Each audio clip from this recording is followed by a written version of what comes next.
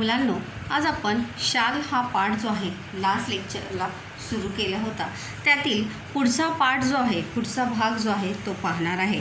आपण पाहिलं होतं की कविवर्य नारायण सुर्वे आणि लेखक राग जाधव या दोघांची भेट होते आणि त्या दोघांमध्ये उन दोनों में शाल के शालीविषयी त्या दोघांमध्ये चर्चा सुरू होते.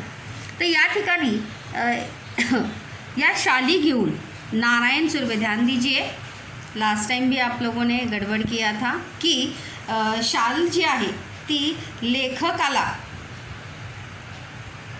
नारायण सुर्वे यांनी दिली नव्हती. कोणी दिली होती? पु ल देशपांडे आणि सुनीताताई देशपांडे यांच्या ज्या पत्नी आहेत त्यांनी दिली होती.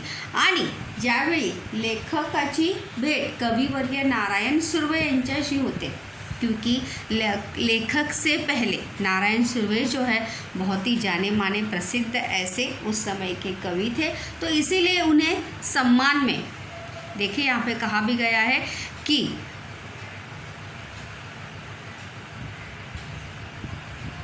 प्रत्येक कार्यक्रमात त्यांना शाल व श्रीफळ त्यांना मिळत राहील.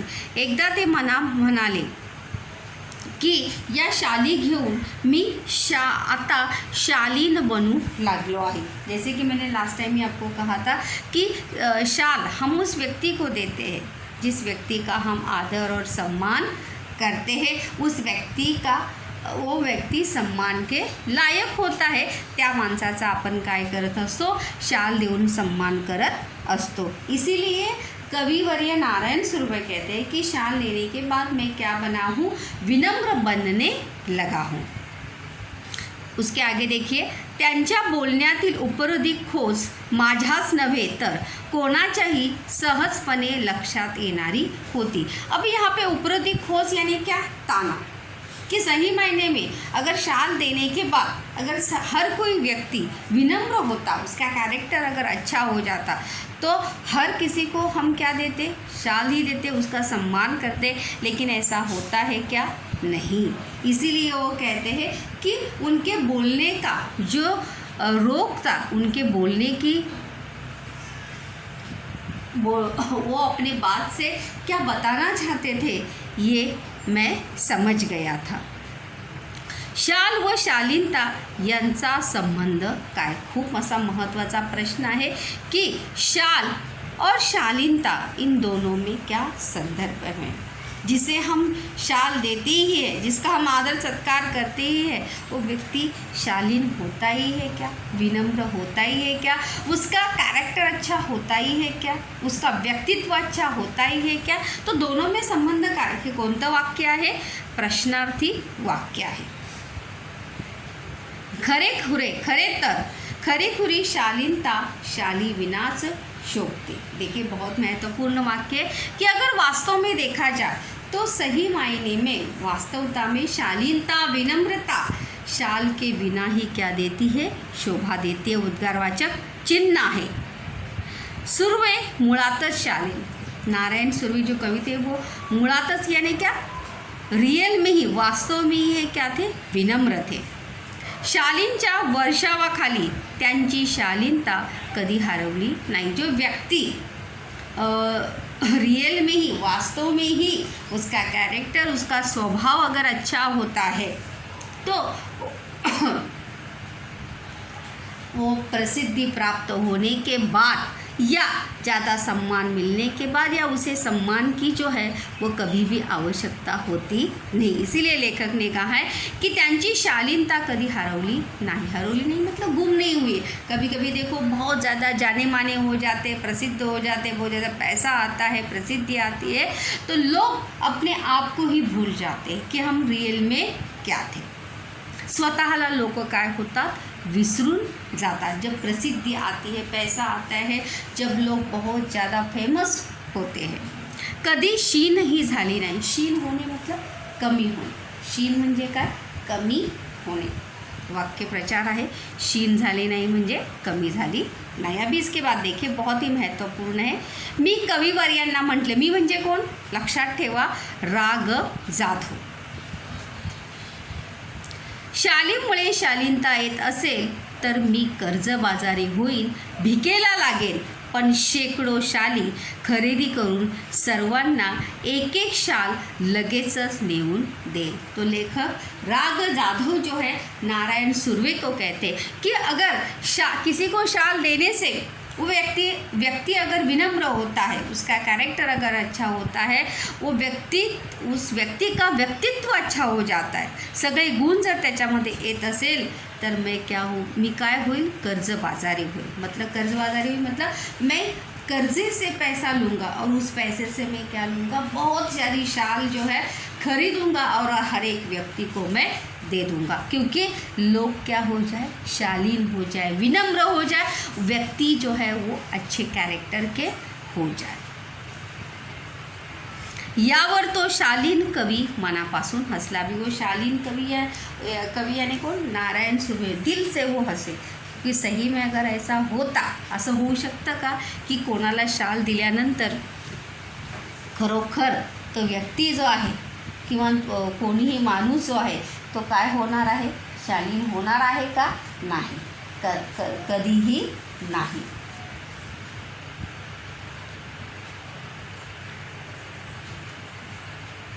बघा इथं कारण पण आहे, कारणाचा प्रश्न, शालीच्या वर्षावामुळे नारायण सुर्वे यांची शालीनता कधी हरवली नाही। कारण बघा इथं आहे, कारण सुर्वे मुळातच काय होते, शालीन होते, हे त्याचं काय आहे, कारण आहे।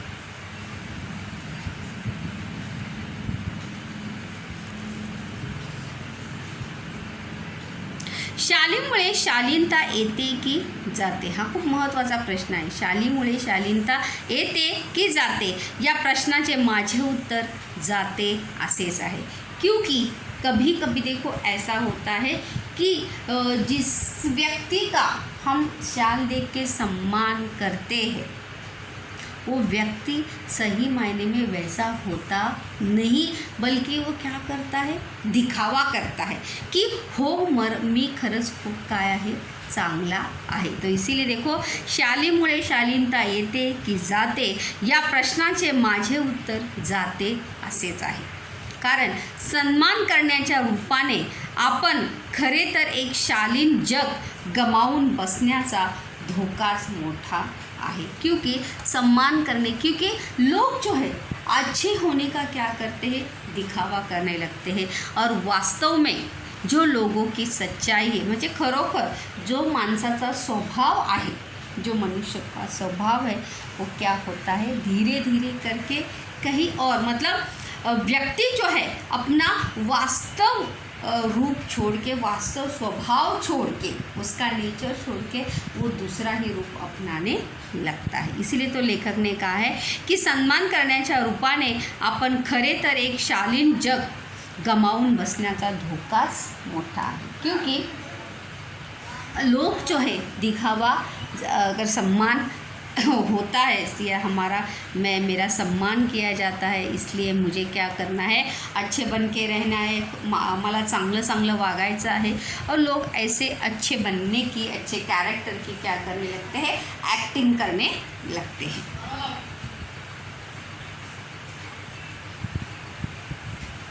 शालीमुळे शालीनता येते की जाते, प्रश्नार्थी वाक्य आहे। असं जर विधानार्थी वाक्य जर करायचं असेल तर कसं होणार आहे, शालीमुळे शालीनता येते असे मला वाटते।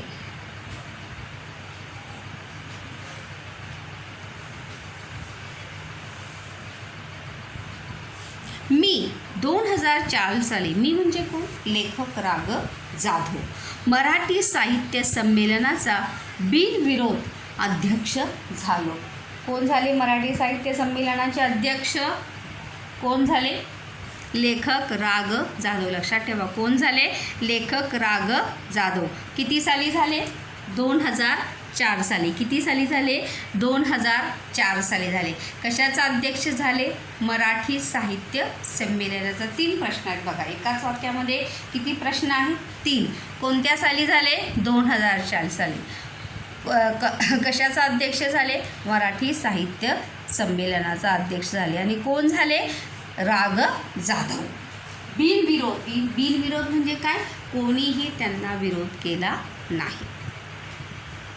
तत्कालीन 1-2 वर्षात माझ्यावर शालींचा वर्षाव झाला। और लेखक भी नारायण सुर्वे की तरह लेखक भी अभी क्या हो रहे थे, जाने माने प्रसिद्ध ऐसे लेखक बन रहे थे। तो इसीलिए नारायण सुर्वे की तरह, पु ल देशपांडे की तरह ही 1-2 साल में त्यांच्यावर सुद्धा काय झाला, शालींचा वर्षाव झाला। वर्षाव झाला मतलब बारिश हुई क्या, नहीं, त्यांना सुद्धा सन्मानाच्या रूपाने खूप साऱ्या शाली मिळू लागल्या। एवढ्या शाली जमत गेल्या की माझ्या 8x6च्या खोलीत त्यांना ठेवणे शक्य नव्हते। और इतक्या शाली लेखक राघ जाधव यांना मिळाला कि उनके छोटे से 8x10 के घर में उन्हें रखना बिल्कुल भी मुश्किल हो रहा था, जागा त्यांना ठेवण्यासाठी नव्हती। मग मी सगळ्या शालींचे गाठोडे बांधून ते निकटवर्ती मित्राकडे ठेवले व त्याला शाली वापरण्याचे वगैरे त्याला सर्वाधिकार दिले। और लेखक के घर तो जगह नहीं थी, इसीलिए लेखक ने सर्व शालींचं काय बांधलं, गाठोडं बांधलं। और निकटवर्ती म्हणजे काय, जवळचा मित्र। निकटवर्ती म्हणजे काय, जवळचा मित्र। बघा, शाल हे एक वचन आहे आणि शाली हे त्याचं काय आहे, अनेक वचन आहे, लक्षात ठेवा। शाल, शाली। आणि खोली एक वचन, त्याचं अनेक वचन काय होणार आहे, खोल्या। काय होणार आहे, खोल्या। आणि मित्रचं एक वचन मित्र आणि मित्राचं अनेक वचन सुद्धा मित्र। मित्राचा समानार्थी शब्द सखा, दोस्त, सोबती, सवंगड। और लेखकने त्या शाल वापरण्याचे सर्व अधिकार जे आहेत ते आपल्या मित्राला लेखकाने देऊन टाकले।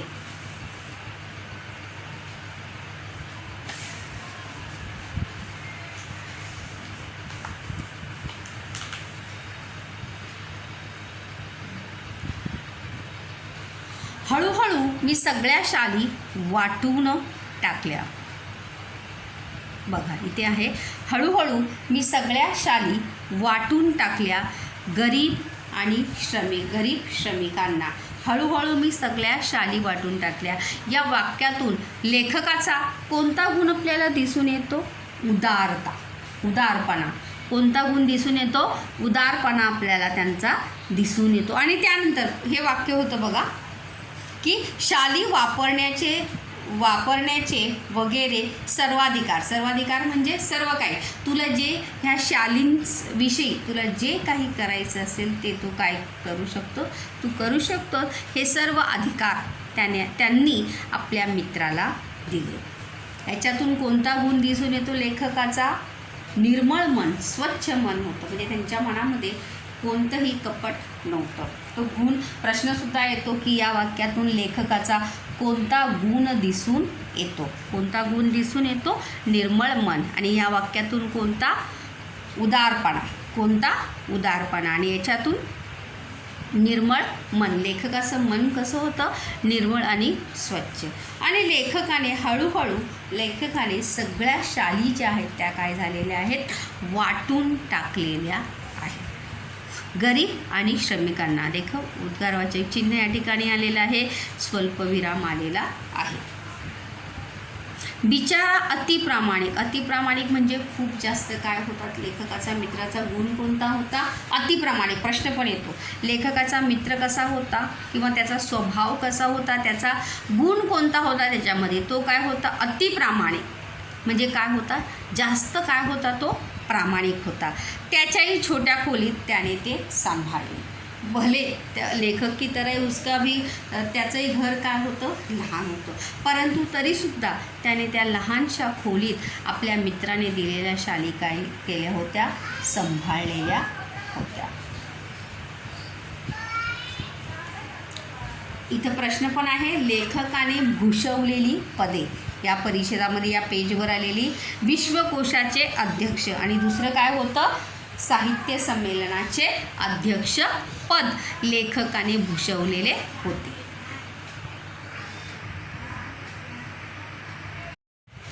याच सुमारास म्हणजे कोणत्या वेळेस, ज्यावेळी लेखकांना खूप शाली मिळत होत्या त्यावेळेस. तर लेखक जे आहे, मी म्हणजे कोण? लेखक. शनिवार पेठेतील ओंकारेश्वर मंदिराच्या पुलावर बहुधा रोज संध्याकाळी जात असे. बहुधा म्हणजे काय? जास्तीत जास्त. बहुधा म्हणजे काय? सतत, जास्तीत जास्त. रोज संध्याकाळी जात असते. तेथील कट्ट्यावर बसणे मला आवडे. अभि प्रश्न पण आहे इथे बघा. लेखकाचा आवडता कट्टा कोणता कट्टा आहे? लेखकाचा आवडता कट्टा या ओंकारेश्वर मंदिराचा कट्टा जो आहे तो काय होता? लेखकाचा आवडता होता. काय होता? लेखकाचा आवडता. आणि कुठे होता? कोणत्या पेठेत होता तो? शनिवार पेठ. पुण्याला जी शनिवार पेठ आहे त्या ठिकाणी ओंकारेश्वर मंदिराचा जो कट्टा आहे तो लेखकाचा आवडता होता आणि लेखक संध्याकाळी रोज त्या ठिकाणी जात असे. तेथील कट्ट्यावर बसणे मला आवडे. एक दिवस काय घडले की कडक थंडीच्या दिवसात एक म्हातारा अशक्त भिक्षेकरी कट्ट्याला लागूनच चिरगुटे टाकून व पांघरून कुडकुडत बसल्याचे मी पाहिले. आता बघा प्रश्न पण आहे या ठिकाणी की लेखकाने त्या ठिकाणी कोणाला पाहिले? लेखकाने त्या ठिकाणी कोणाला पाहिले किंवा त्या लेखकाने पाहिलेल्या त्या भिक्षेकऱ्याचं वर्णन करा. तर कसा होता तो? एक म्हातारा अशक्त. अशक्त म्हणजे काय? कमजोर. अशक्तचा विरुद्धार्थी काय होणार आहे? सशक्त. काय होणार आहे? सशक्त. तर भिक्षेकरी कट्ट्याला लागून चिरगुटे. चिरगुटे मतलब क्या? फटी पुरानी ऐसी गोधड़ी की तरह फटी पुरानी चादर टाकून व पांघरून कुडकुडत बसल्याचे मी पाहिले. मतलब वही फटी हुई चादर उसने फैलाई भी, टाकली सुद्धा होती और वही उसे ओढ़कर ही वहाँ पर वो बैठा हुआ था. ठंडी ने कुड़कुड़त, क्योंकि ते ठंडी के दिवस होते. कुड़कुड़त यानी क्या? ठंडी से ऐसे कांपते हुए, ठंड से कांपते हुए वहाँ पर बैठा था. और यह देखकर लेखक का दिल जो है वो पिघल गया. कारण की लेखकाचं मन कसं होतं? संवेदनशील. हमने सुरुवात में देखा की लेखकामध्ये कोणता गुण होता? संवेदनशीलता. कोणता गुण होता? संवेदनशीलता.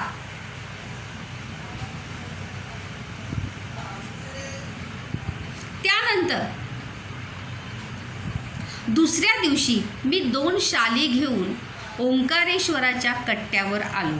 तो म्हातारा होता. उसकी ये हालत जो है लेखक से देखी नहीं गई. और दुसऱ्या दिवशी लेखक 2 शाली घेऊन ओंकारेश्वरच्या कट्ट्यावर आले. तो म्हातारा त्या ठिकाणीच होता, तो भिक्षेकरी. त्याला 2ही शाली दिल्या. त्याने थरथरत्या हातांनी मला नमस्कार केला. लेखक जो है वो दोनों शाल, ज्या 2 शाली लेखकाने आणल्या होत्या त्या 2ही शाली लेखकाने त्याला दिल्या. यामधून कोणता गुण दिसून येतो लेखकाचा? उदारता आणि संवेदनशीलता. कोणता गुण दिसून येतो? उदारता आणि संवेदनशीलता. आणि प्रसंग कृती कोणती केली होती? ज्यावेळी लेखकाने या म्हातारा अशक्त भिक्षेकऱ्याला पाहिलं त्यावेळी त्यांनी कृती काय केली? दुसऱ्या दिवशी 2 शाली आणल्या आणि त्यांनी त्याला त्या देऊन टाकल्या. त्याने थरथरत्या कांपते हुए हाथों से उसने लेखक को नमस्कार किया. मतलब कृतज्ञता व्यक्त करते हो.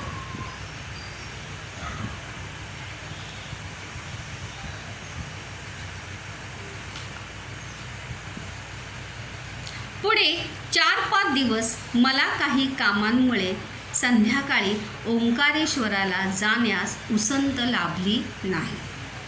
वाक्यप्रचार आहे. उसंत न लाभणे किंवा उसंत न मिळणे याचाच अर्थ आहे की वेळ न मिळणे. वाक्यप्रचार आहे की लेखक म्हणतात त्या भिकाऱ्याला 2 शाली दिल्यानंतर काही दिवस जे आहे तो लेखक जो है वहाँ पे लेखक को जाने के लिए समय जो है वहाँ पर मिलता नहीं. त्यानंतर मी नेहमीप्रमाणे ए जा करत राहिलो, लेकिन जब भी लेखक को समय मिला तब लेखक वहाँ पर गए थे. मग एकदम त्या भिक्षेकरी वृद्धाची आठवण आली. तो नेहमीच्या ठिकाणी नव्हताच. लेखक को जो है उसकी याद आती है, लेखक उसे ढूंढने लगते हैं, लेकिन वो वहाँ पर नहीं था. तेथील पुलावर चक्कर मारावी. चक्कर मारणे म्हणजे फेरफटका मारणे. वाक्यप्रचार आहे हा सुद्धा. चक्कर मारणे, फेरफटका मारणे, जैसे हम वॉक करते हैं. म्हणून मी उठलो वो पुलावरून चालू लागलो. इसलिए लेखक वहाँ से उठते हैं और वो ब्रिज से वो चलने लगते हैं.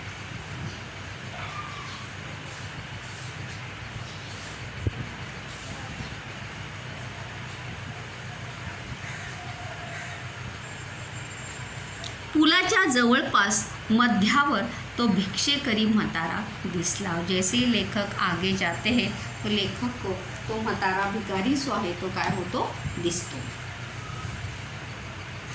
मी लगबगीने मतलब घाईघाईने त्याच्याकडे गेलो. पाहतो तो काय, 30 चिरगुटे अंगाखाली व अंगावर, तेच कुडकुडणे, तेच दिनवाने जिने. आणि लेखक पुन्हा एकदा पाहतात की 30 अंगावर चिरगुटे म्हणजे फाटलेली चादर आणि तेच थंडीपासून त्याचं काप. वही वो थंडी से क्या हो रहा था, काप रहा था. वही फटी पुरानी चादर ओढ़ कर वो बैठा. तेच दिनवाने जीने. दिनवाने म्हणजे गरीब सी उसकी हालत, मतलब ऐसी हालत में वहीं पर वो बैठा था. भिक्षेकराच्या अंगावर असलेले काय होतं, चिरगुटे. काय होतं, चिरगुटे. हे बघा, चिरगुटे म्हणजे फाटलेली गोधडी किंवा फाटलेली चादर.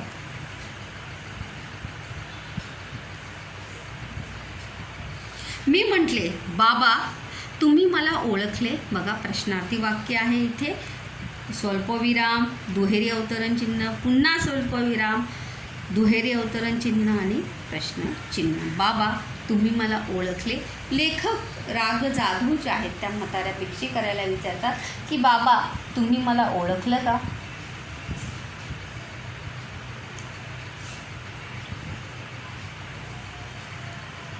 त्याने नकारार्थी मान हलवली. नकारार्थी मान हलवली म्हणजे नाही, कारण की भिकारी जो आहे आपल्याला भिक्षा दिलेल्या किंवा भीक दिलेल्या माणसांना जे आहे तो लक्षात ठेवत नाही. कारण की हजारो म्हणजे कितीतरी लोक येतात आणि भीक किंवा भिक्षा देऊन जातात. त्यामुळे स्वभावतः नॅचरली त्या भिकाऱ्याने जे आहे लेखकाला ओळखलं नाही आणि त्याने मान हलवली की नाही बाबा मी तुला ओळखलं नाही.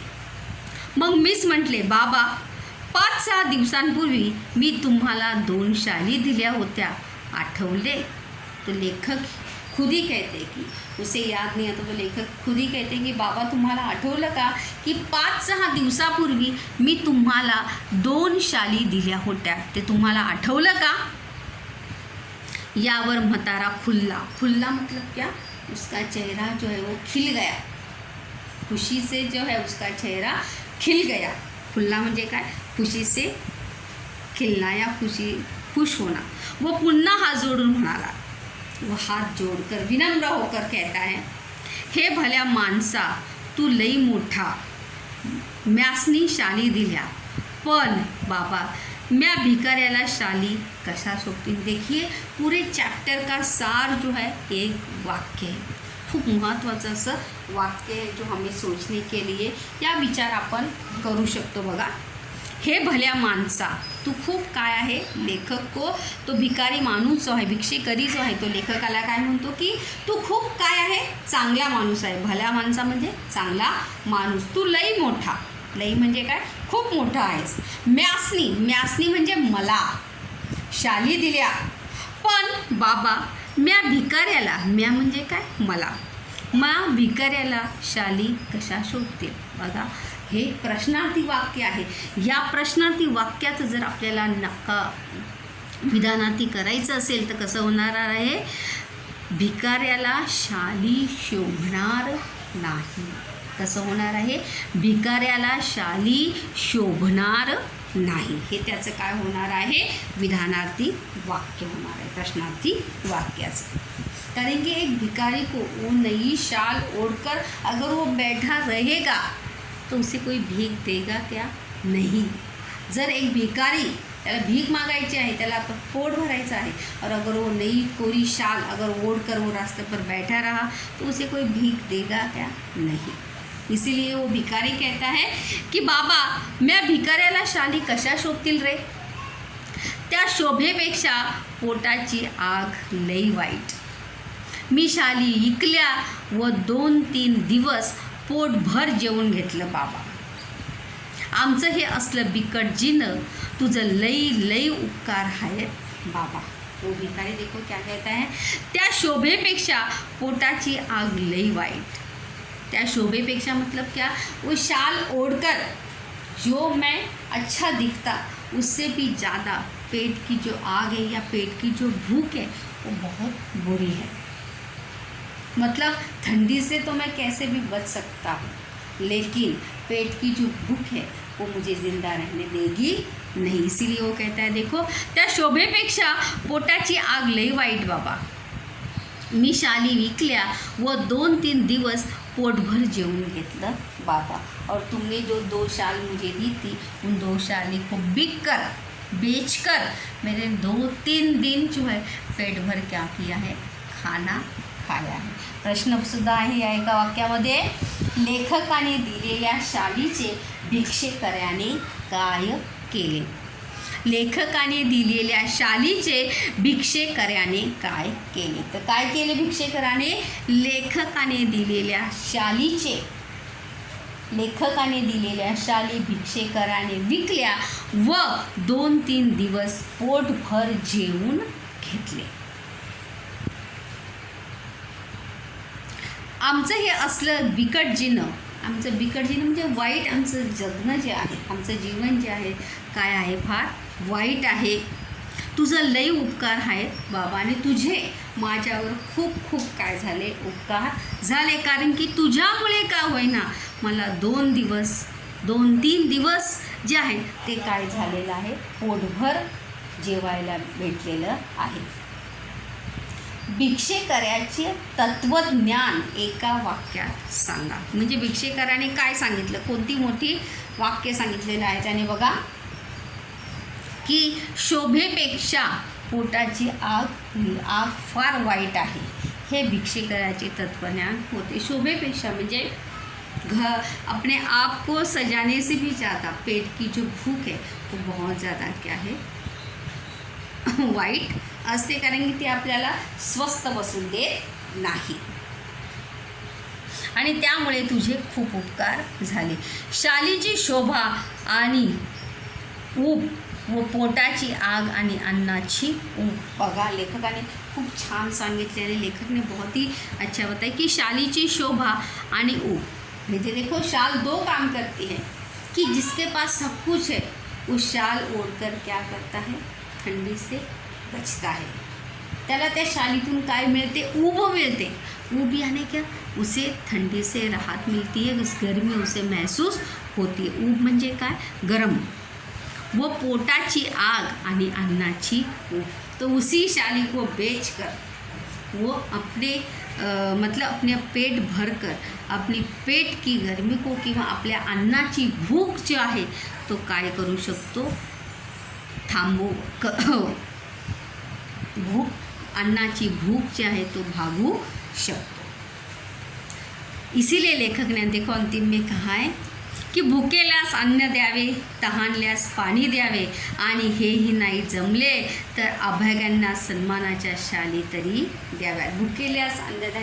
जो भुकेला आहे त्याला अन्न द्या, ज्याला तहान लागली आहे त्याला पाणी द्या, आणि हेही नाही जमलं तर अभाग्यांना. अभागी मतलब क्या? जो नसीब से मारे हे गरीब आहेत, अभागे आहेत, ज्यांना त्या शालीमुळे सुद्धा 2 वेळचं 3 वेळचं जेवण भेटू शकतं, अशांना काय द्या? सन्मानाच्या शाली तरी द्याव्यात. तो इस प्रकार से लेखक ने म्हणजे आपल्याकडे जे जास्त आहे ते आपण नक्कीच लोकांना दिलं पाहिजे. हे ह्या पाठातून आपल्याला मूल्य जे आहे ते शिकण्यासाठी मिळतं. बघा, या पाठात खूप महत्त्वाचा प्रश्न आहे. पाठात आलेले शालीचे विविध उपयोग. लक्षात द्या, पाठात आलेले शालीचे विविध उपयोग एक आहे तो म्हणजे अंगावर मिरवणे, जे आपण अंगावर घेतो. दुसरा आहे सन्मान लक्षात ठेवा, सन्मान करणे. तिसरा आहे गरजवंताला देणे, म्हणजे ज्याला गरज असेल, खरोखर आपल्याकडे खूप शाली आहे, त्याला थंडी वाजत असेल, तो गरीब नाही आहे, परंतु ज्याला गरज आहे त्या गरजवंताला देणे. चौथा उपयोग आहे भिक्षेकऱ्याला देणे. भिक्षेकरी म्हणजे जो भिकारी आहे, जो थंडीपासून त्याला वाचायचा आहे किंवा त्याला शाल दिल्यानंतर तू त्याचं काहीही करेल, अशा भिक्षेकऱ्याला देणे. पाठात आलेले उपयोग आहेत आहे काय हे पाठात खरोखर शालीचा उपयोग काय आहे, अंगावर मिरवण्यासाठी आणि सन्मान करण्यासाठी. पण पाठात आलेले हे शालीचे तिसरे 3 उपयोग आहेत की भिक्षेकऱ्याला देणे आणि अभागी लोकांना देणे, असे हे शालीचे उपयोग आहे. सोमताचा प्रश्न बघा की भिक्षेकऱ्याने केलेल्या शालीचा भिक्षेकऱ्याने शालीचा जो उपयोग केला याविषयी या विधानाशी तुम्ही सहमत आहात का, स्पष्ट करा. किंवा शाल व शालीनता यांचा पाठाच्या आधारे तुम्हाला कळलेला अर्थ स्पष्ट करा. किंवा शालीमुळे शालीनता येते की जाते या विधानाविषयी तुमचे मत स्पष्ट करा.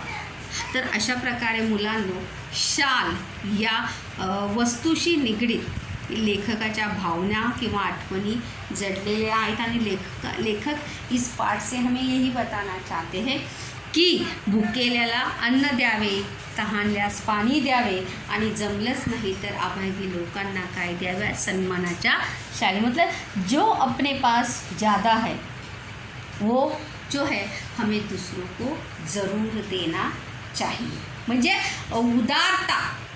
उदारपणा जो आहे, संवेदनशीलता जो आहे वो मनुष्य के अंदर आनी चाहिए. आणि दुसरा विरोधाभास, लेखकाला जाणवलेला शाली संदर्भात विरोधाभास बघा.